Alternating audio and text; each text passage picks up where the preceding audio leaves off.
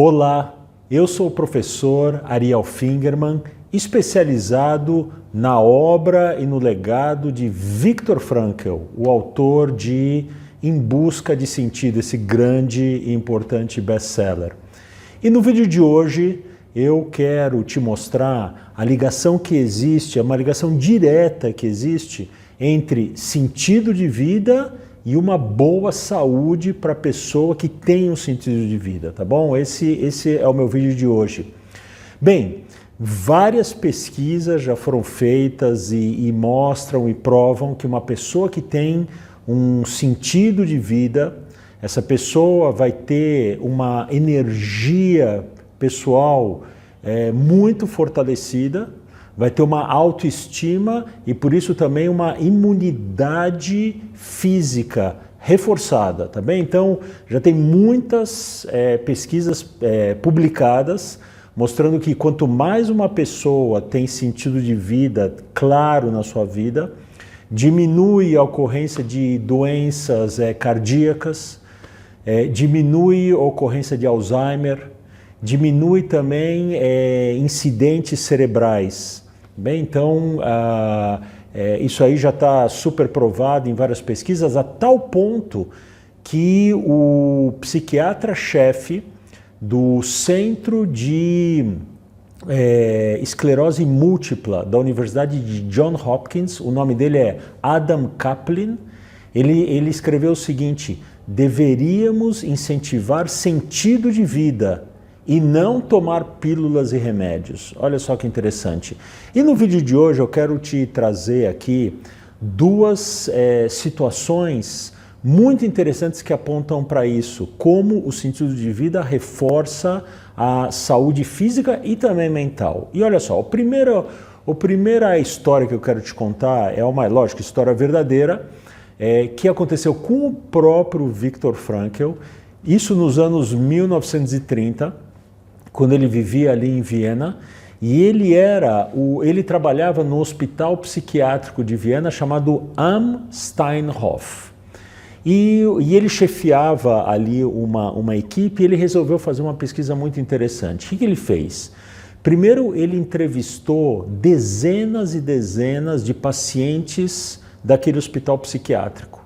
Tá bem? E ele entendeu o que essas pessoas tinham acontecido em termos de traumas nas suas vidas e o que levou e os traumas que levaram essas pessoas para o hospital psiquiátrico. Então ele fez isso, ele catalogou tudo bonitinho.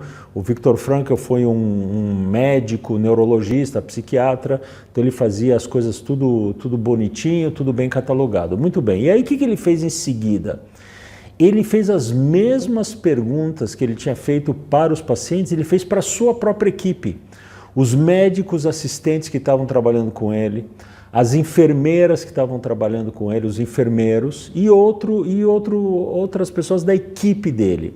E o que ele descobriu, para a surpresa dele, que essas pessoas também passaram por traumas em suas vidas muito similares aos traumas que aqueles pacientes tinham passado. Então, em termos de traumas que haviam iniciado esses problemas psiquiátricos, não tinha muita diferença entre os pacientes e a equipe que estava tratando eles. E o que realmente diferenciava, um dos elementos, vamos colocar assim, né, não vamos focar só nisso, mas um dos elementos enfatizados nessa pesquisa dele é que a equipe médica dele tinha um sentido de vida, estavam todos trabalhando, o trabalho de criação dá muito sentido de vida para a pessoa, entre outras coisas, né? Mas o trabalho dá bastante sentido de vida, a gente fala em outro momento, e pelo trabalho e por outras situações da vida dessa equipe, essas pessoas tinham um sentido de vida muito reforçado. Isso dava uma diferença muito grande em relação aos pacientes do hospital, ou seja, entre os pacientes de hospital e quem estava tratando eles não tinha muita diferença. E uma diferença que chamava muita atenção era o sentido claro de vida, tá bem? Então, mostrando como ter um sentido de vida claro reforça a saúde, nesse caso a saúde mental.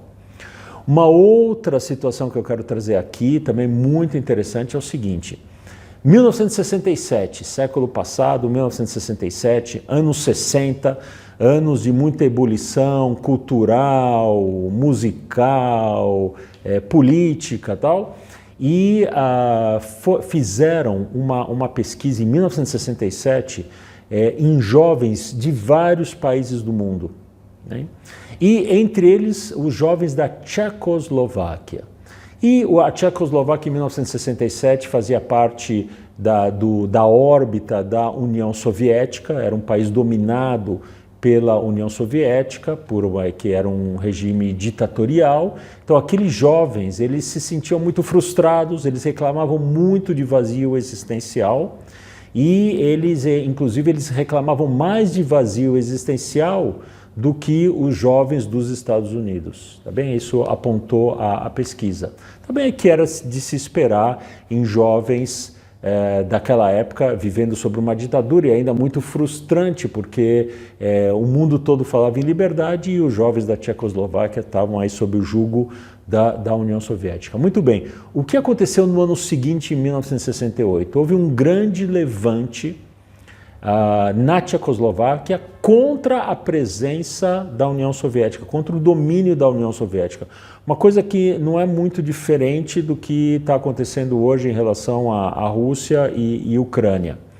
Muito bem, a população da Tchecoslováquia, especialmente na capital, se levantou numa grande rebelião chamada a Primavera de Praga, né? Praga era a capital da Tchecoslováquia, e houve uma grande rebelião. E a juventude da Tchecoslováquia teve uma participação muito importante nessa rebelião. Bom, essa rebelião ela foi seguida de uma repressão muito grande da União Soviética. A União Soviética acabou invadindo a Tchecoslováquia, reprimiu todo mundo ali, houve mortes, houve tortura, e especialmente dos jovens, tá bem? Porque os jovens eram uma das forças liderando esse movimento, e o movimento foi todo sufocado. De qualquer maneira, em seguida à Primavera de Praga, fizeram a mesma pesquisa que tinham feito no ano anterior.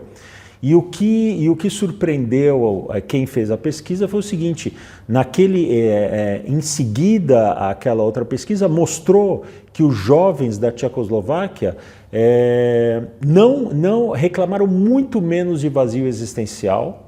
Eles viam a vida com mais energia, com mais otimismo, se sentiam melhores, eles estavam se sentindo bem, e foi lá para cima na comparação entre os países, entre os jovens de vários países. Depois de 1968, os jovens da Tchecoslováquia foram lá para cima em termos de satisfação pessoal, mesmo estando numa situação de repressão.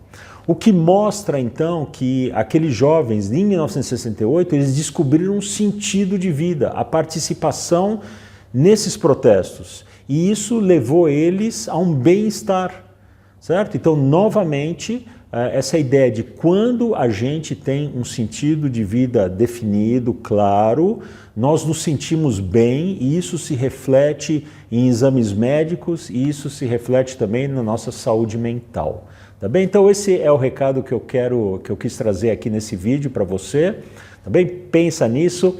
Se você gostou desse vídeo, deixa um like e me deixa também um comentário. Eu prometo, eu gosto muito dos comentários, eu respondo pessoalmente a cada um deles, tá bom?